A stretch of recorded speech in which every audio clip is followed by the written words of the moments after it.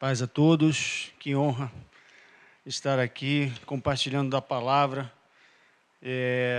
Quando me pediram para trazer a palavra, eu tinha no meu coração já há muito tempo trazer essa palavra e veio justamente no momento certo, porque nós estamos celebrando a Semana de Ações de Graças e essa palavra graça ela tem ecoado no meu coração há muito tempo. É uma palavra que me trouxe muito para a minha vida, no início da minha caminhada, e continua trazendo. Então, eu queria falar a respeito da graça, A gente vê como a Bíblia, ela nos exorta a aprender e desfrutar dessa graça, e eu quero trazer hoje justamente isso para vocês. A gente lê lá em 1 Tessalonicenses 5,18, a palavra de Deus diz, em tudo dai graças, porque esta é a vontade de Deus em Cristo Jesus para convosco. Então, essa predisposição nossa, enfatizando, como Paulo enfatizou na igreja de Colossos, essa disposição do nosso coração de ter gratidão em toda e qualquer circunstância, ela é uma demonstração de um coração voltado para Deus, De um coração que se volta para Deus em um ato de gratidão. Não vamos esquecer daquela episódio dos 10 leprosos, onde só um voltou-se para trás para agradecer a Jesus. E quão grande gratidão nós deveríamos ter para a maior ação de graça que nós recebemos do nosso Senhor Jesus Cristo, que é a salvação. Todos os dias nós deveríamos nos voltar para Deus. Por isso que nós incentivamos, no nosso ensino, a ter um encontro com Deus diário. Todos os dias nós devemos acessar esse momento de voltar para Deus, de ter o nosso cotidiano encontro com Deus, para agradecer,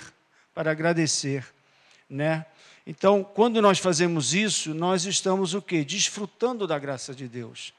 Nós sabemos que a graça foi que nos salvou, e nós fomos justificados pela fé e não por obras. Como diz em Efésios 2, 8, 10, diz assim, porque pela graça sois salvos mediante a fé. Isto não vem de vós, é dom de Deus, não de obras para que ninguém se glorie, pois somos feitura dele, criados em Cristo Jesus para boas obras, os quais Deus de antemão preparou para que andássemos nelas. Você vê aqui a ênfase, Nós não somos salvos pelas obras, mas somos capacitados para boas obras. E eu vou expandir sobre esse assunto. Quero ler também João 1, 14 a 17. E diz assim, e o Verbo se fez carne e habitou entre nós, cheio de graça e de verdade. E vimos a sua glória, glória como do unigênito do Pai. João testemunha a respeito dele e exclama, este é o de quem eu disse. O que vem depois de mim tem, contudo, a primazia, porquanto já existia antes de mim. Porque todos nós temos recebido da sua plenitude e graça sobre graça. Porque a lei foi dada por intermédio de Moisés e a graça e a verdade vieram por meio de Jesus Cristo. É interessante ver esse ensinamento que todos nós que tivemos um mínimo de ensinamento bíblico, o pacto da lei e o pacto da graça. Nós estamos não mais debaixo da lei, mas debaixo da graça. O pacto da nova aliança em Cristo Jesus é esse, é um pacto de graça.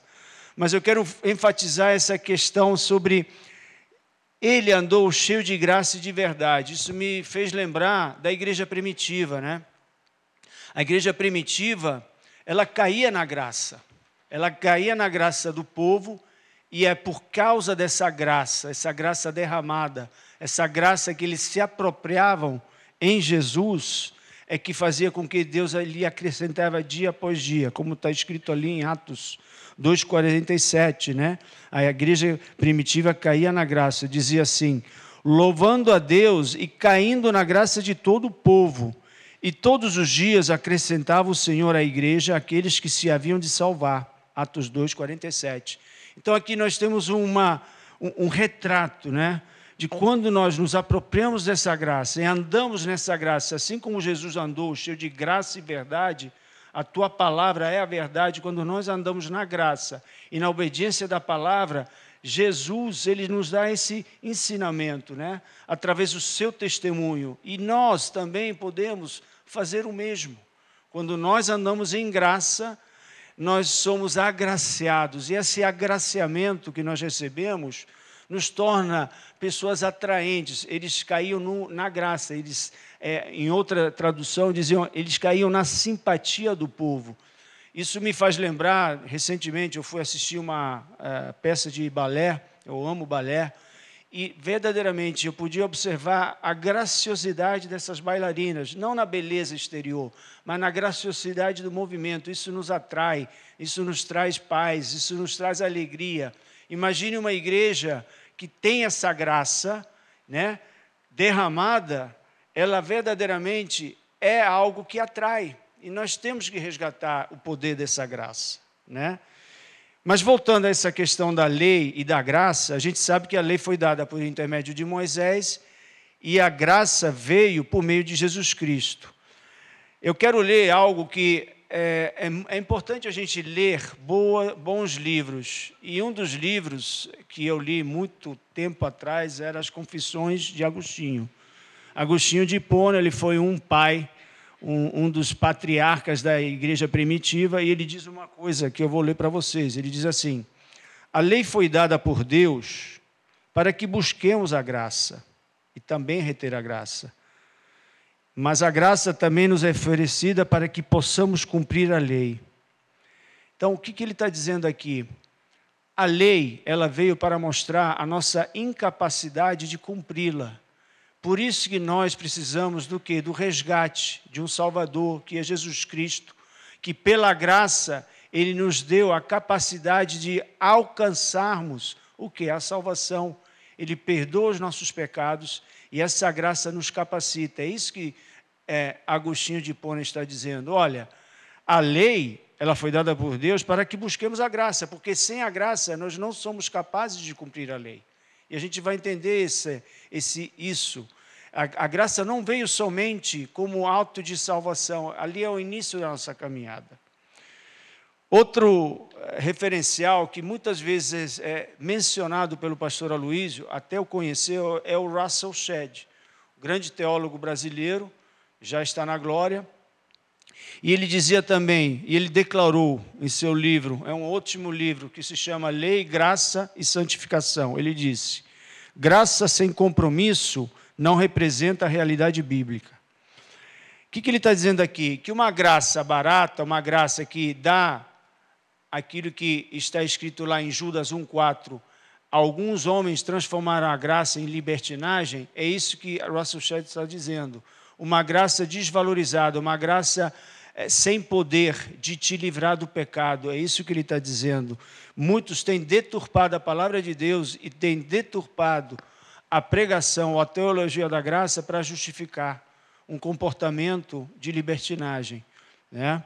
Então, essas deturpações heréticas da verdade do Evangelho têm batido a nossa porta, e elas continuam batendo até hoje, e hoje em especial, porque hoje a influência do mundo e o relativismo tem feito com que isso tem contaminado o caminhar de muitos cristãos, né?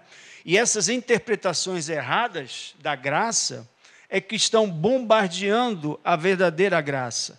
Quero também trazer um outro livro que vale a pena ler, se chama Kryptonita, Destruindo o que Rouba a Tua Força. Esse livro foi escrito por um pastor chamado John Bevere. O John Bevere, ele escreveu esse livro justamente para apontar essa deficiência na definição da graça, uma deturpação da graça. E eu vou ler o que ele cita no livro. Ele diz assim: eu fico incomodado quando ministros fazem comentários como: não há diferença entre um cristão e um pecador. Cristãos foram perdoados. Isso é heresia, faz duas coisas horríveis. Primeiro, diminui o que Deus fez por nós através de Jesus. E segundo, anula a sua promessa, mantendo o seu povo cativo à corrupção deste mundo, que é criada por desejos imorais. Esses perpetradores ímpios, que estão disfarçados de pastores, líderes ou crentes, ensinam ou mais provavelmente modelam, através do seu estilo de vida, aquilo que identificam como graça permissiva, em vez da autêntica graça habilitadora. Ou seja, a graça permissiva que é ensinada não nos protege da criptonita, entre aspas, alusão simbólica ao pecado, nem nos capacita a nos afastarmos dela, mas nos permite viver com pouco ou com nenhum limite. Isso prepara o caminho para que a sociedade dite o nosso estilo de vida, pois a graça está sendo reduzida meramente a um cobertor em vez de uma força habilitadora. Portanto, basicamente, crentes vulneráveis ficam livres para buscar os desejos da sua natureza decaída, como modelado pela sociedade, tornando-se, então, suscetíveis à criptonita. A criptonita, para quem sabe o filme de Superman, é aquilo que tirava a força dele, né? Assim como nós vemos também na história de Sansão, a força foi-lhe retirada quando ele se contaminou com o pecado, né? Então, a gente tem que trazer à memória essas coisas, esses ensinamentos bíblicos. O pecado, ele tem força, ele tem poder, mas a graça tem um poder maior. Lembre-se daquele referencial bíblico também, aonde abundou o pecado, superabundou a graça. A graça é mais poderosa do que o pecado. É isso que a gente tem que resgatar. Então, o que esses livros estão dizendo? O que Russell Shedd está dizendo? O que Agostinho de Hipona está dizendo? Olha, a graça, ela te capacita para vencer a tentação e vencer sobre o pecado, né? Então, a gente tem que resgatar o poder da graça. A gente não pode, vamos dizer, se reduzir só ao ato inicial da conversão, né? A graça, ela é derramada no ato inicial da nossa conversão e salvação. A gente acabou de ler, porque pela graça sois salvos mediante a fé, isto não vem de vós, é dom de Deus. Então, é durante o processo da nossa jornada, da nossa caminhada, do nosso desenvolvimento da salvação, que nada mais é do que a santificação, que nós precisamos da graça. Nós não vamos verdadeiramente alcançar esse poder da graça se não tiver uma definição clara do que é a graça. E é sobre isso que eu quero falar. Porque um entendimento equivocado gera uma crença equivocada que nos leva a um lugar errado. Se nós estamos indo... Eu já trouxe essa palavra uns meses atrás, sobre essa questão. Muitos cristãos estão no caminho, estão em Jesus. Mas não basta estar no caminho, nós temos que ter o sentido, nós temos que ter a direção certa nesse caminho. Eu fiz essa pregação, eu trouxe essa meditação um tempo atrás, e eu fiz uma simples observação, ou um exemplo prático. Você pode estar, por exemplo, no caminho, o caminho pode ser a Dutra, essa Dutra conecta dois pontos, Rio de Janeiro a São Paulo. Você pode entrar em Resende, no meio do caminho, você está no caminho, você entra na Dutra, porém, o seu destino era São Paulo, mas você entra no sentido errado e você vai em direção a Rio de Janeiro.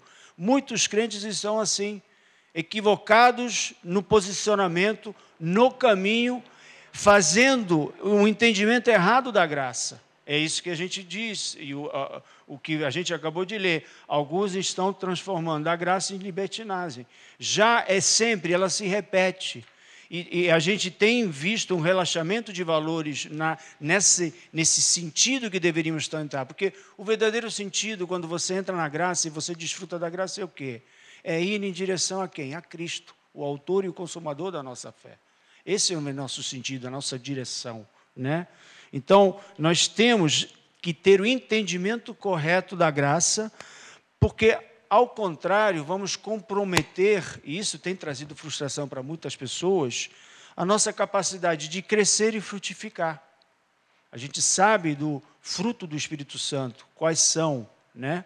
Mas essa capacidade de crescer e frutificar, nós não podemos limitá-la através da nossa posição no entendimento equivocado da graça. Eu vou ler um texto onde o próprio Paulo traz esse ensinamento e nos exorta a entender como crescer e frutificar. Diz assim, em Colossenses, né?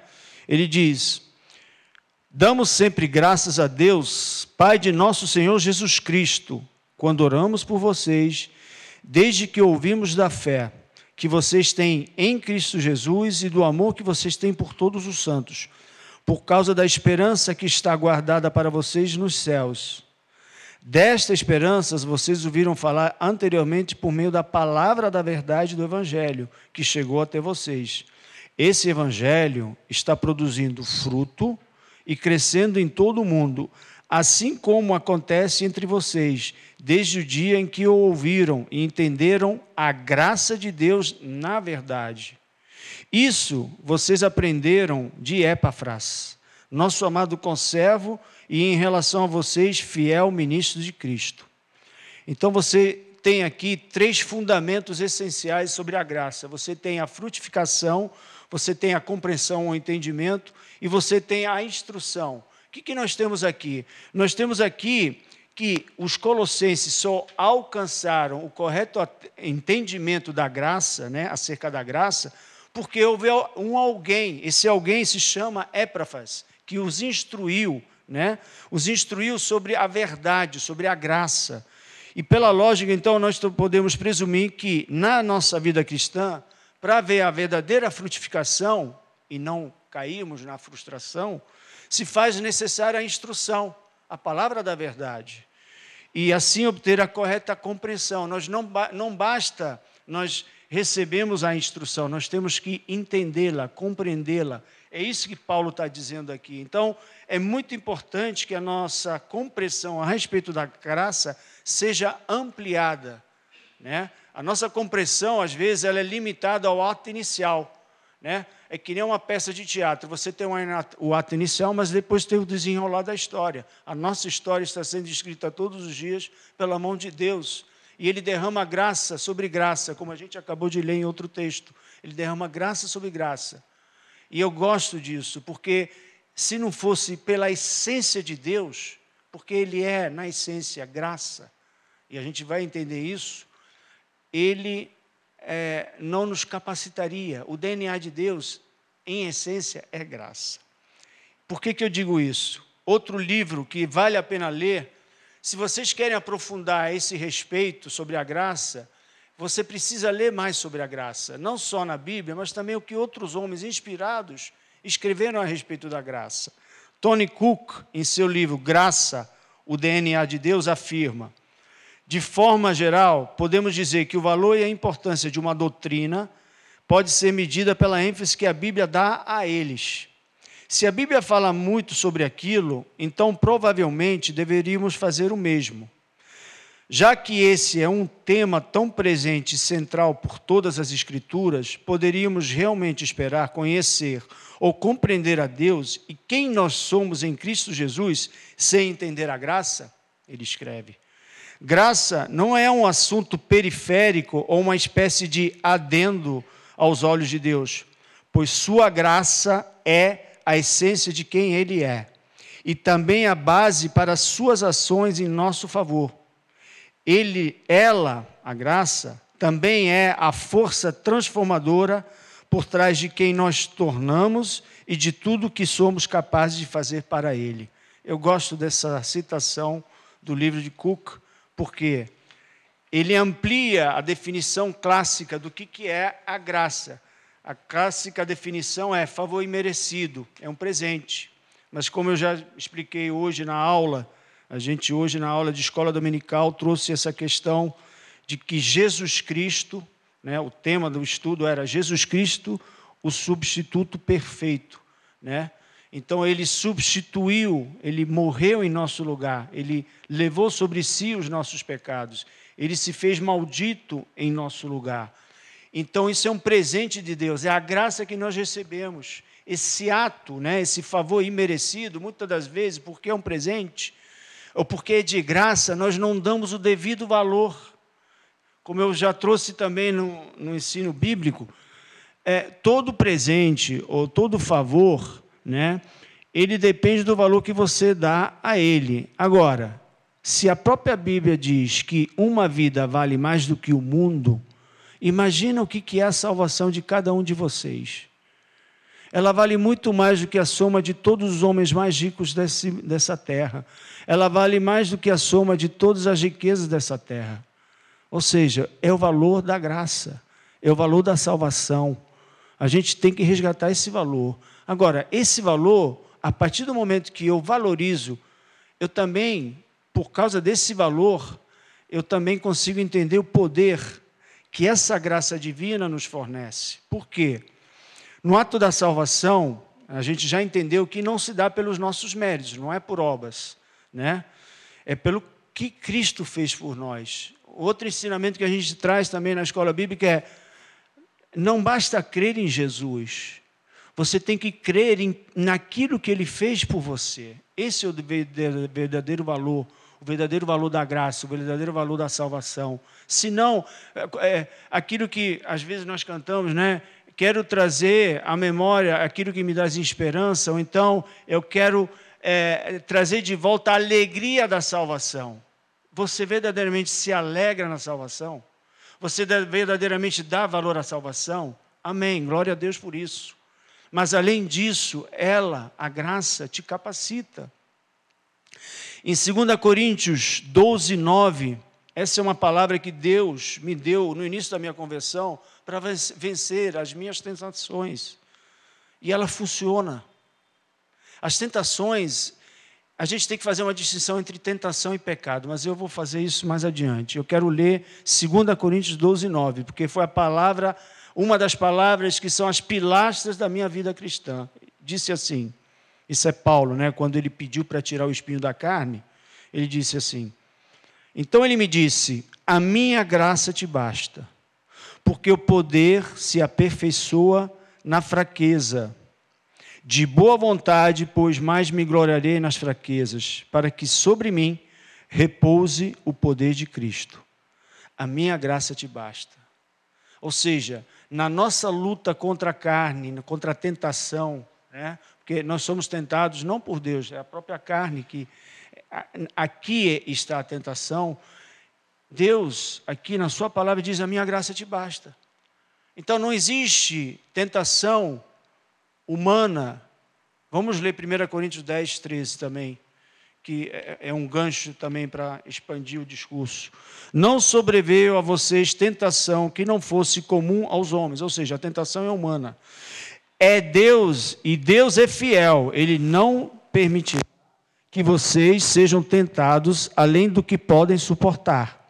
Mas quando forem tentados, Ele mesmo providenciará um escape, ou um livramento, em outra tradução, para que o possam suportar. 1 Coríntios 10, 13. Esses dois textos são a base daquilo que Deus me deu no início da minha caminhada.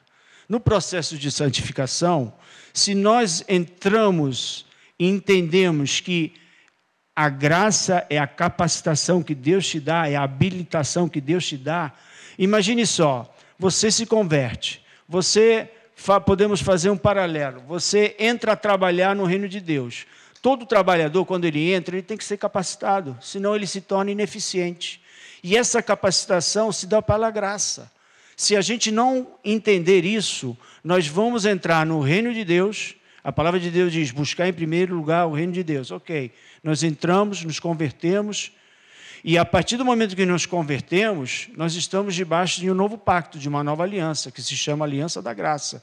Se a gente acessar e a gente buscar a capacitação e entendermos que essa graça nos capacita, verdadeiramente nós vamos crescer e frutificar. Lembre-se que a graça, esse ato de salvação de Cristo, ele veio o quê? Quando Cristo ele vem como substituto perfeito, ele veio por quê? Todo homem nasce pecador. O primeiro Adão, ele peca. Ele comprometeu a matriz reprodutora. Lembre-se o que está escrito em Gênesis. Cada espécie reproduz segundo a sua espécie. Adão não reproduz mais segundo a espécie pela qual ele foi chamado a frutificar e a se multiplicar. Ele foi feito à imagem e semelhança de Deus. Ele peca, ele transgride, ele desobedece. O que ele faz? Ele começa a produzir, e nós herdamos essa natureza pecaminosa. E essa natureza pecaminosa, ela precisa ser o quê? Transformada, eliminada. Só Jesus cumpre esse plano de limpar, de purificar, de expiar o pecado, de tirar essa natureza pecaminosa. Quando ele faz isso, nós entramos na graça. E se nós entramos na graça, nós podemos desfrutar dessa graça. A palavra de Deus diz que nós temos que acessar o trono da graça. Quando fala de trono da graça, vamos lá ler em Hebreus 4, 14, 16, diz assim: tende, pois, a Jesus, o Filho de Deus, como grande sumo sacerdote que penetrou os céus, conservemo-nos firmes a nossa confissão, porque não temos sumo sacerdote que não possa compadecer-se das nossas fraquezas. Antes foi ele tentado em todas as coisas, a nossa semelhança, mas sem pecado. Acheguemo-nos, portanto, confiadamente junto ao trono da graça, a fim de recebermos misericórdia e acharmos graça para socorro em ocasião oportuna. O que a palavra de Deus está dizendo aqui? Nós temos que acessar o trono da graça. O trono, geralmente, é associado a um lugar onde o rei reina. O trono é um lugar de poder. Geralmente, também, o trono é um lugar onde você ou leva uma petição, ou você vai ser julgado e condenado. Mas, nesse caso, não. O trono da graça é um lugar onde você acessa para não ser condenado mais, mas para ter salvação. Se nós nos adentramos e buscamos o trono da graça, muitos vão me perguntar, mas como é que podemos acessar o trono da graça? A distância entre você e o trono da graça nada mais é do que a distância de uma oração. Todos os dias você tem acesso, o véu foi rasgado, você pode acessar o trono da graça. Você pode acessá-lo através da oração. Por isso que é importante você ter a comunhão diária com Deus. É pelo Espírito da graça. Sem mim nada podeis fazer. 1 João, vamos ler lá. 1 João. Onde é que está? Onde é que está? Água, é verdade. Estou precisando de água porque quando abaixa...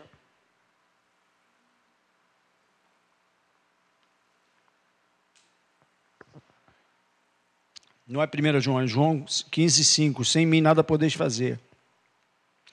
Mas eu quero voltar aqui a essa questão de acessarmos o trono da graça, porque o trono da graça é algo importante, é algo que nós temos acesso, o véu foi rasgado, e nós temos essa possibilidade de sermos capacitados por ele, né?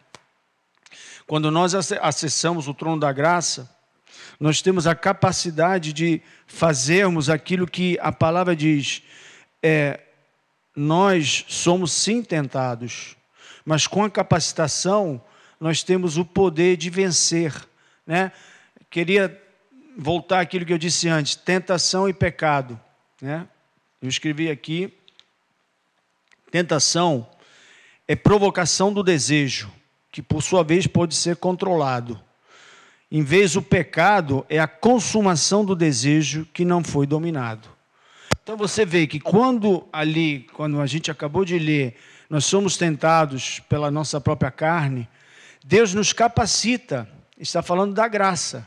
Se nós desfrutarmos dessa graça, nós podemos vencer a tentação e não cair em pecado. Por isso que o processo de santificação, ou de frutificação, ele não é algo que você pode fazer sem a graça.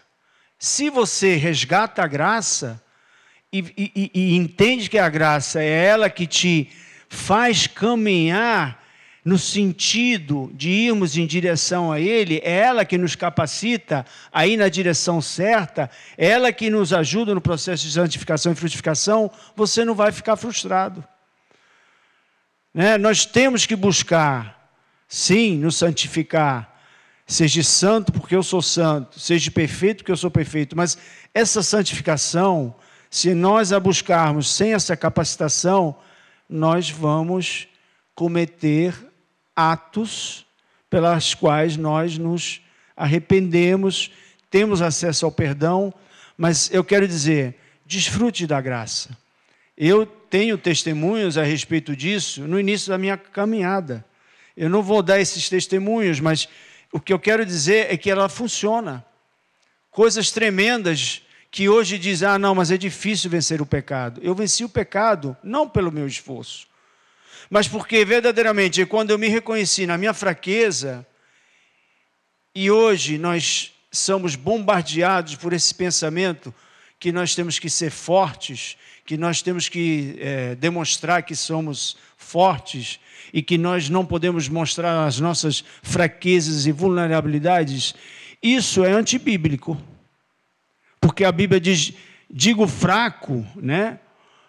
É na nossa fraqueza que Ele nos fortalece, é na nossa fraqueza, quando nós nos demonstramos fracos, que Ele vem e nos capacita. Se você não se mostrar fraco, não se humilhar perante a Deus, perante a Ele, Ele não tem como nos capacitar. É isso que a gente está perdendo, a gente perdeu esse referencial, porque no nosso subconsciente o mundo prega algo diferente, né?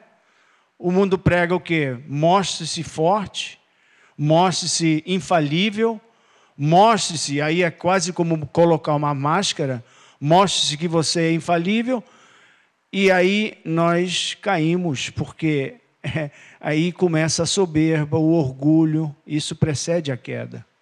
A queda do homem foi justamente baseada nessa presunção de querer ser como Deus. E aí vem a questão entre a lei e a graça. A lei, ela veio justamente mostrar a nossa incapacidade de cumprir a lei. É por isso que nós precisamos da graça. Então, nós precisamos de uma ação divina, de uma intervenção divina. A graça é a intervenção divina. Vamos dizer, a definição ampliada da graça não é só favor imerecida. A definição ampliada, eu escrevi aqui, graça é a intervenção divina que muda o nosso caráter e atitude, e ela nos capacita.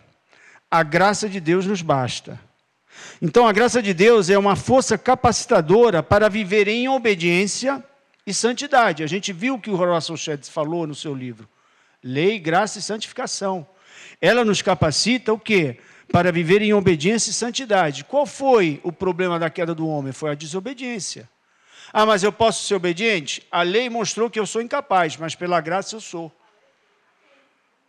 Tito 2, 11 e 14 diz assim, na carta de Tito, né, Paulo, exortando seu filho na fé, ele enfatiza que a mesma graça que se manifestou trazendo salvação, é aquilo que a gente acabou de falar, aos homens, também nos ensina a viver uma vida separada do mundo e do pecado. É possível sim.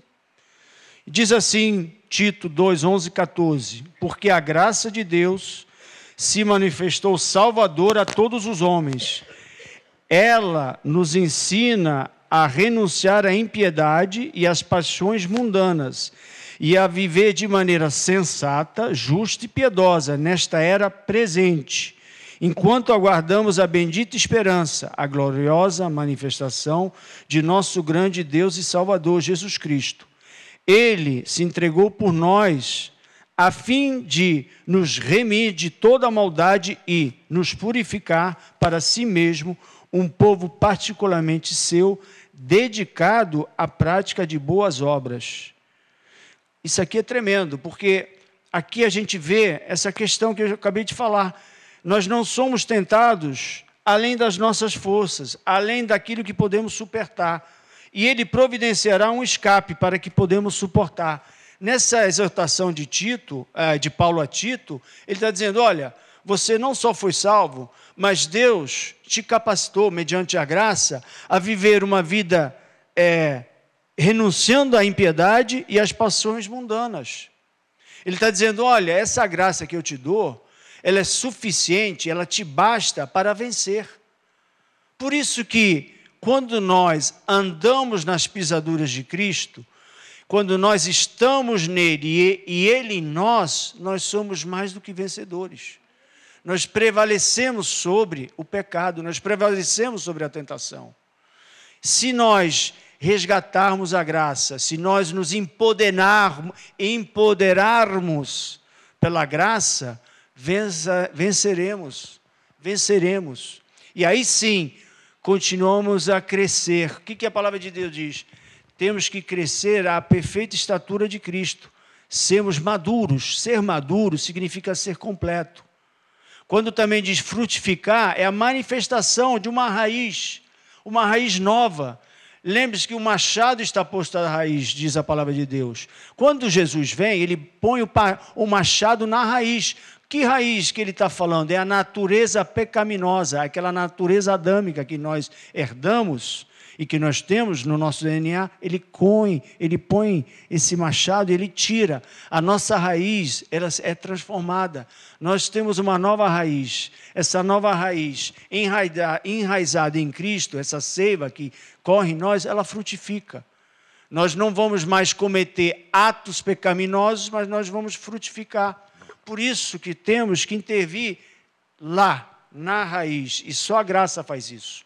Só a graça pode fazer isso. Só Jesus pode fazer isso. Só o Espírito Santo faz essa ação. Naquele outro livro, A Cabana, ou o filme, se vocês assistiram, o Espírito Santo é essa figura que limpa pela raiz. Né? Ele limpa, só ele pode fazer isso. Que a advertência na palavra de Deus é o quê também? Nós não podemos arrancar e pailar. Nós não podemos. Senão vai vir joio e trigo junto. Deixa ele fazer essa obra em nós. Deixa ele fazer nos últimos dias. Ele vai fazer isso, ele vai separar. E ele faz essa separação em nós. A palavra faz isso. Por isso que ele diz, graça e verdade. A graça e a verdade andam junto. Por que a verdade? Porque a tua palavra é verdade. Mas se essa palavra também nos limpa, é essa ação que ela faz. A palavra também é uma figura que a gente lê na armadura em Efésios, sobre a armadura de Cristo, ela é o que faz a separação entre alma e espírito. Então é muito importante a gente atrelar a graça à verdade. E quando falamos de verdade, a obediência. Aquilo que o Russell Shedd falou, uma graça sem responsabilidade, ela não passa do quê? De uma mera libertinagem, de uma mera graça, como disse hoje de manhã, uma hipergraça, ou uma graça sem responsabilidade, né? Então é isso que a gente tem que entender. A graça, ela não veio para abolir a lei, mas nós também não podemos desprezar a lei, ou seja, os mandamentos, né?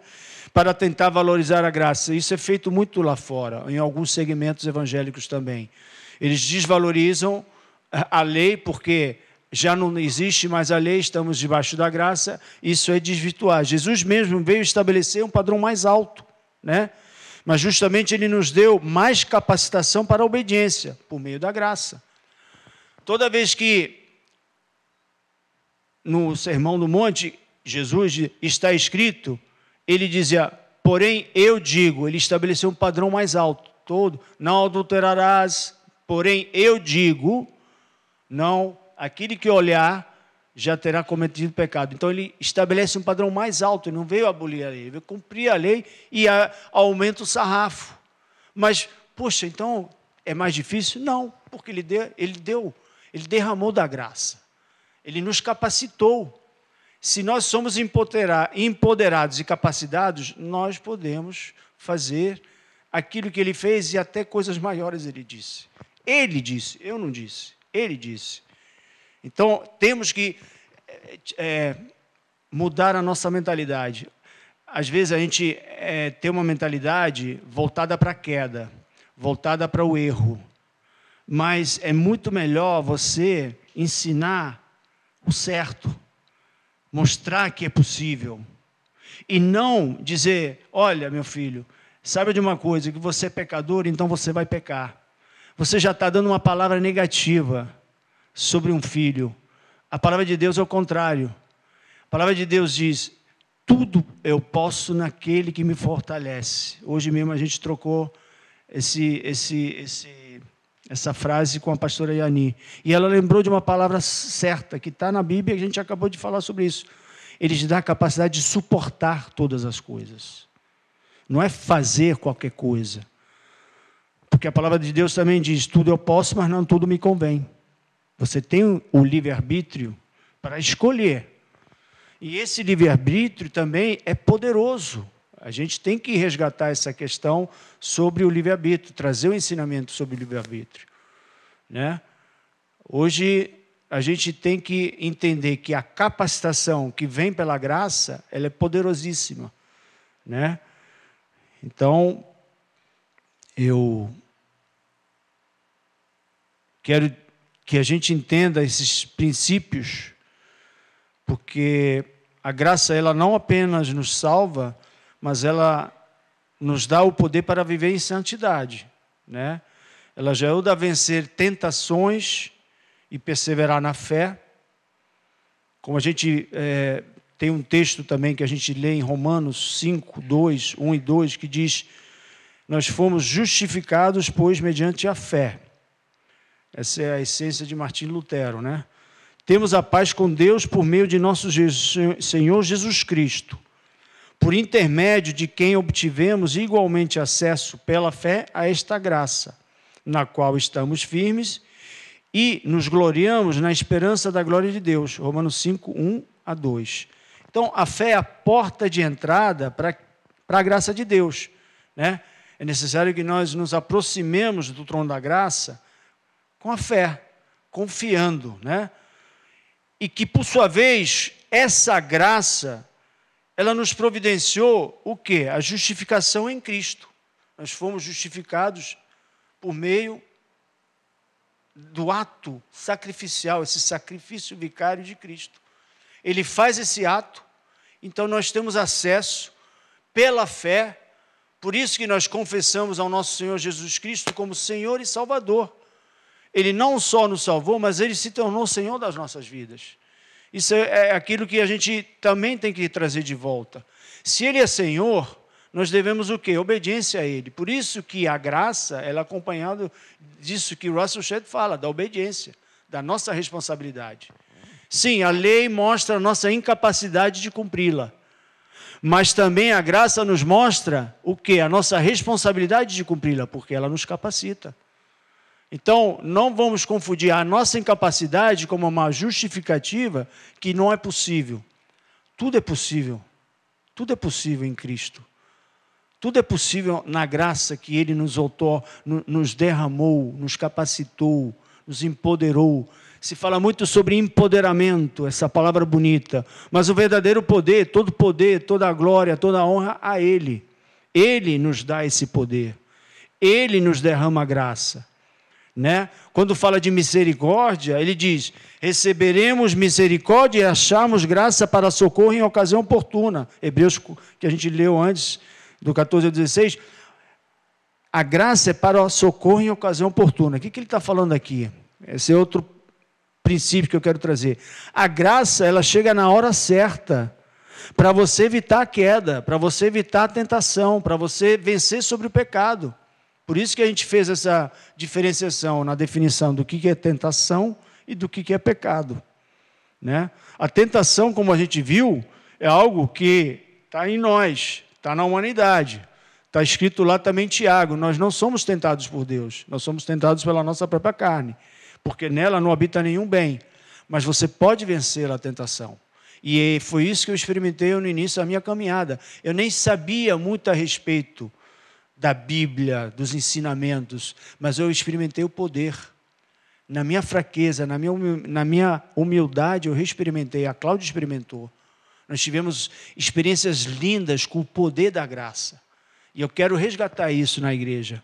Porque senão, sabe, fica sem graça. Parece até um jogo de palavras.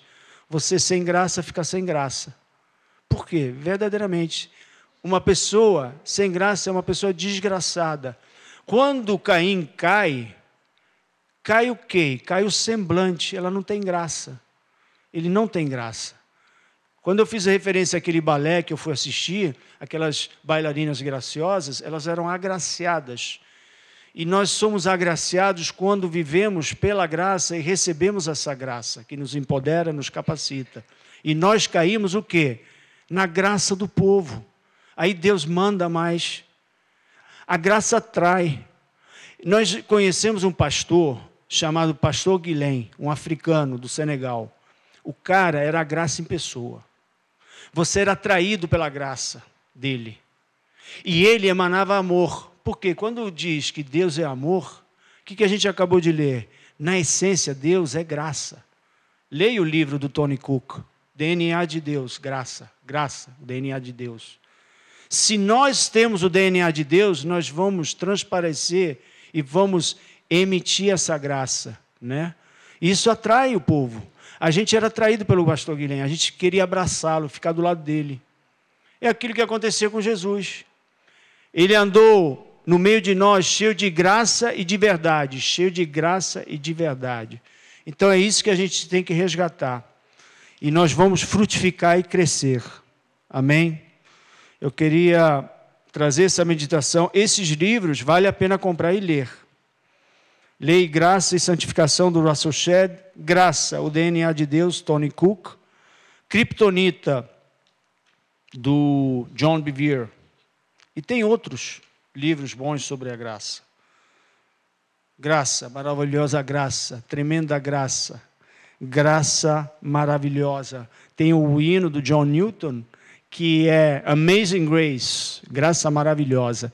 Ele fala desses princípios que a gente acabou de falar. A graça nos salva, mas também a graça nos capacita. Está lá, leia as letras, o refrão do Graça Maravilhosa, do Amazing Grace, né, esse cântico, que é da harpa cristã, mas também é um hino muito cantado nos Estados Unidos. E eles cantam durante o Dia de Ações de Graça. Leiam e vocês vão ver. Graça que nos salva, graça que nos capacita. Vamos, por favor, investir na nossa capacitação mediante a graça. Só para concluir, John Bevere, no seu livro Kryptonita, porque ele venceu a pornografia desfrutando do poder da graça, ele cita isso no seu livro, ele disse assim, e você hoje tem um grande problema na igreja, que é a pornografia, então eu acho muito apropriado os crentes lerem esse livro.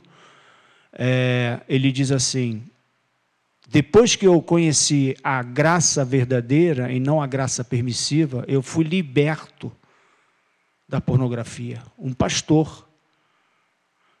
E ele diz isso com propriedade, porque eu também fui liberto da masturbação pela graça. E quantos outros de nós podemos ser libertos pela graça de tantos pecados que não são vistos, são feitos em oculto, mas estão lá. Então, quando isso acontece no ato inicial da tua conversão, você vê o poder da graça. Você não conhece a graça, você desfruta, você experimenta a graça. E quando você experimenta algo, ele se torna algo vivo e eficaz. Porque eu poderia falar sobre várias definições da graça, mas o John Bevere, como eu, experimentamos da graça. Então nós entendemos o que é a capacitação pela graça. E aí ele diz no livro, depois disso, ele foi em várias igrejas de várias denominações, batistas, metodistas, pentecostais, e dos 5.000 entrevistados, ele fez essa pesquisa e pediu para cada membro dessas igrejas definir o que é graça. Assim como hoje foi pedido a nós, quem é Jesus para você, ele fez ali, quem que é graça para você? Me define graça. 98% definiu graça como favor imerecido. Ou seja, atrelaram a graça só ao ato da salvação e da conversão. Somente 2% conseguiu responder aquilo que de fato é. Graça é essa intervenção divina de capacitação, de habilitação e de transformação, para que verdadeiramente se cumpra aquilo pela qual a graça veio. A graça veio não só para nos libertar da condenação, ela veio para o quê? Nos capacitar para viver em santidade, em obediência, crescendo e frutificando. E isso que é a verdadeira graça. É isso que eu queria deixar para vocês. Leiam esses livros, leiam esses textos, meditem sobre eles, porque vocês vão ficar menos frustrados e vocês vão vencer. Assim como ele venceu, vocês também podem vencer o pecado. Amém? Senhor, verdadeiramente, ministra, Espírito Santo, Espírito da graça, Espírito da graça, ministra sobre cada coração, sobre cada mente aqui, porque que se cumpra a tua palavra, que tu escreverias a tua lei na mente e no coração. Essa é a verdadeira circuncisão. Não estamos debaixo da lei, Senhor, estamos debaixo da graça, onde a verdadeira lei, o verdadeiro mandamento é escrito pelas tuas mãos, pela ação desse Espírito da graça nas nossas mentes e nos nossos corações. Que se cumpra esse empoderamento e essa capacitação em cada um de nós. É o que eu te peço nessa noite, em nome de Jesus. Amém. Amém.